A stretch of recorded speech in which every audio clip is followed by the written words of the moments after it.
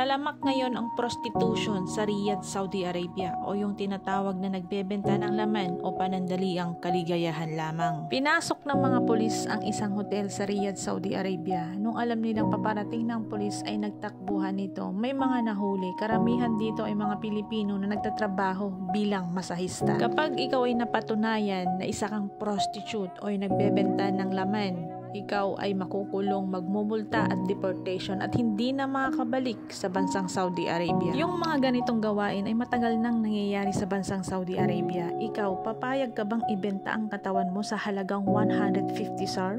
Nakarating sa amin ang isang balita, isang lalaki nagdala ng isang babae sa isang transient sa Batha, Riyadh. Hindi alam nitong lalaki ay sinundan siya ng kanyang asawa. Inabangan ni babae ang kanyang asawang lalaki. Pagkalabas nito, agad niyang sinuntok, tinadyakan, sinabunutan ang asawa niyang lalaki. Tumawag ito ng pulis pero nakatakbo ang babae.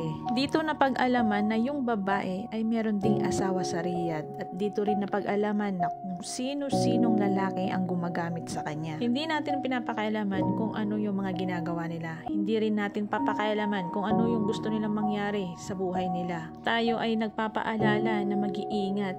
Kung pinasok mo ang problemang yan, dapat kaya mong lusutan. Hindi lahat ng problema ng mga OFW ay kayang tulungan ng ating gobyerno.